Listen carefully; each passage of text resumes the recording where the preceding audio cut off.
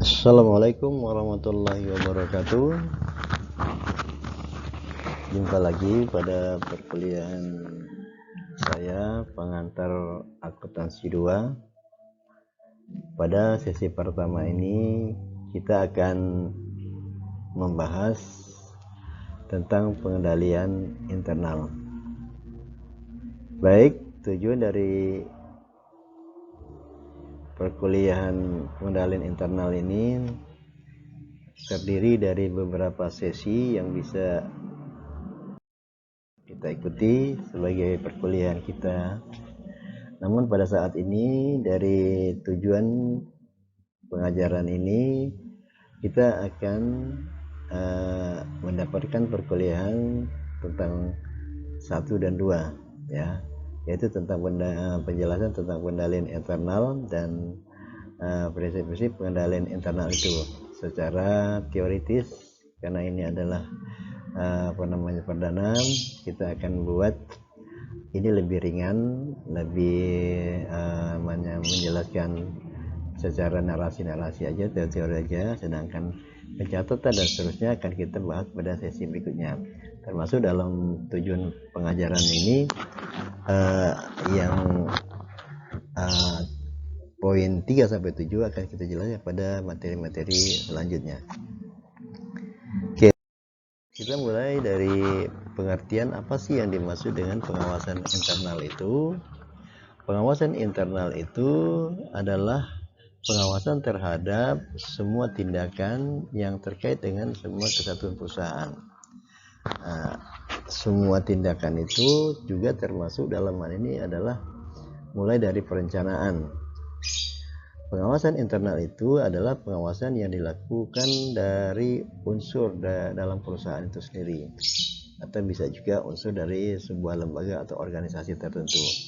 Intinya adalah pengawasan dilakukan oleh pimpinan ya dari dalam perusahaan itu sendiri. Dengan demikian berarti pengawasan internal itu adalah pengawasan yang dilakukan oleh unit tertentu dari dalam badan usahanya itu sendiri.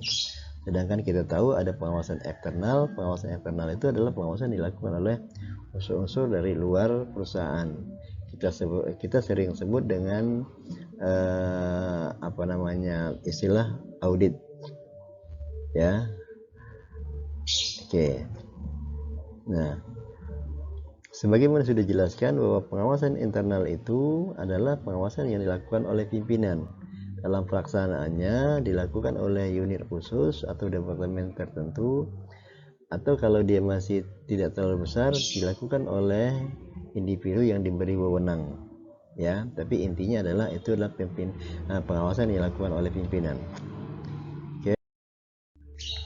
Kemudian mengapa perlu pengawasan internal itu? Ya, yang pertama adalah agar menjamin pelaksanaan tugas tepat waktu, tepat sasaran, dan bisa jadi tepat metodenya. Kemudian sebagai alat untuk mengkoordinasikan kegiatan. Dengan kata lain, setelah diawasi ada yang tidak sesuai dengan tujuan perusahaan, maka ini akan bisa dikembalikan dan diarahkan kepada jalur yang seharusnya sesuai dengan tujuan perusahaan. Kemudian untuk mencegah terjadinya pemborosan dan penyelewengan. Oke, paham ini ya. Oke, kemudian kenapa sih perlunya pengawasan internal itu? Karena sebagaimana kita pahami, saat perusahaan kecil atau perusahaan belum berkembang, pengawasan itu langsung dilakukan oleh pimpinan. Itu akan lebih efektif, tidak makan biaya, dan akan lebih cepat tindakannya. Kalau salah langsung dibenarkan, kemudian diluruskan, kemudian semuanya jadi clear gitu kan, tidak berlarut-larut dan tidak memakan waktu yang lama ya. Tapi kalau perusahaan sudah berkembang dan aktivitasnya sangat kompleks serta struktur organisasinya sudah melebar dan panjang, maka pengawasan langsung oleh pimpinan itu tidak akan efektif ya, bahkan akan tidak mungkin lah ya. Maka perlu suatu sistem atau satu prosedur pengawasan internal, terutama yang berkaitan dengan pengawasan kas. Dalam hal ini dalam berkaitan dengan sudut pandang akuntansi. Oke, next. Tujuan pengendalian internal itu untuk mengamankan aktiva. Aktiva itu ada harta milik perusahaan atau milik lembaga atau milik organisasi yang ada di dalamnya. Kemudian untuk mendorong karyawan, orang-orang yang ada di dalam badan itu mengikuti kebijakan perusahaan, mengikuti kebijakan organisasi pada umumnya. Kemudian agar operasional atau aktivitas dari lembaga itu, operasional dari perusahaan itu dapat lebih efektif. Kemudian dalam kaitan dengan perusahaan menerapkan akuntansi yang akurat, yang dapat diandalkan dalam hal ini untuk mengamankan aset. Kenapa mengamankan aset? Kalau catatannya akurat, kemudian tidak terjadi pemborosan penyelewengan, maka sangat mungkin kemudian tujuan tercapai. Selanjutnya, prinsip pengendalian internal itu meliputi harus adanya pembentukan tanggung jawab, ya. Seseorang itu harus dijelaskan tanggung jawabnya. Departemen itu harus dijelaskan tanggung jawabnya sehingga masing-masing ngerti saya ini tugasnya apa, saya bertanggung jawab pada apa gitu kan, sehingga bisa dimintai bertanggung jawabnya dan dia bisa menghasilkan output kinerjanya yang bisa terukur. Seumpamanya dia mengajarkan sebuah produk A seumpamanya, ya, maka dia akan menghasilkan output yang berkaitan dengan produk yang ditanganinya. Demikian juga dengan jasa dan lain-lain. Oke, kemudian kalau ada tanggung jawab secara secara jelas, maka itu juga kaitannya adanya pemisahan tugas secara tegas, ya, pemisahan secara tegas karena biasanya ada pekerjaan yang hampir mirip tapi sebenarnya beda gitu kan. Ya, seumpamanya yang satunya memproduksi barang, yang satunya mengirim, seolah-olah itu berkaitan, tapi kan itu departemennya beda. Artinya produksi hanya bertanggung jawab menciptakan produk sesuai yang diharapkan, ya. Kemudian setelah dia jadi produk, itu bukan tugas bagian produksi untuk mengirimnya, ada bagian lain, ya. Nah, seperti itu kira-kira. Jadi harus ada pemisahan yang tegas. Kemudian di samping dua hal prinsip di atas, harus adanya prosedur dokumentasi.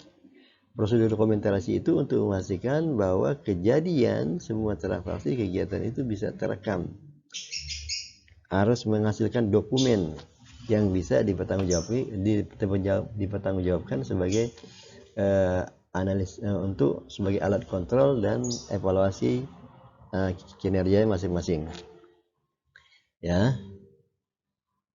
Kemudian ada pengendalian secara fisik atau secara mekanik atau secara elektronik. Maksudnya apa? Pengendalian secara fisik itu kita harus mengecek langsung, seumpamanya kita mengendalikan penggunaan barang. Nah, pada akhir bulan atau akhir periode akuntansi kita harus cek apakah yang tertulis di kertas itu sesuai dengan keadaan fisiknya. Umpamanya kita mengecek barang, kita lihat dulu di gudang, kalau di awal masuknya adalah 20, ternyata tinggal 10 lagi, berarti yang terpakai adalah 10, dan itu harus sesuai dengan yang kita catat. Kemudian ada sistem mekanisme, ada pengendalian yang dilakukan, ada metodenya, ada tekniknya gitu, seperti itu, ya, ada standarnya pengawasannya. Kemudian biasanya itu berkaitan dengan pengawasan yang dilakukan secara elektronik, umpamanya menggunakan komputerisasi, menggunakan internet dan sebagainya. Jadi ada sistem yang mengatur, yang memaksa kita untuk mengikuti sesuai dengan yang dikehendaki oleh pimpinan. Selanjutnya harus ada verifikasi internal yang independen, artinya ada unit tertentu yang memverifikasinya, ya, yang mengawasinya, yang mengauditnya, yang independen. Independen itu artinya dia tidak berpihak pada pimpinan, tidak berpihak pada staf atau individu itu, tapi dia berpihak pada kebenaran, kejujuran, dan menciptakan informasi yang aktual sesuai dengan keadaan. Oke. Selanjutnya pengendalian internal itu untuk mendukung kebijakan perusahaan. Dalam hal ini adalah kebijakan pimpinan tentunya kan, yang dijadikan kebijakan perusahaan. Kemudian agar proses usaha berjalan secara efektif dan efisiensi ya. Efektif itu barangkali tepat waktu ya, tepat menggunakan sumber dayanya, bahan bakunya, efisiensi dalam pengertian hemat dan tepat waktu juga. Kemudian tentunya untuk melindungi aktiva dan kas dari unsur-unsur pemborosan, unsur-unsur kecurangan dan pencurian tersembunyi. Pencurian tersembunyi itu apa? Adalah pencurian yang dilakukan untuk manipulasi data ya, supaya angka 1 jadi angka 7 dan sebagainya ya.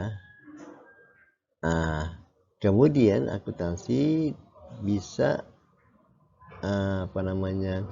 output pencatatan akuntansinya bisa menghasilkan informasi yang akurat, dapat dipercaya.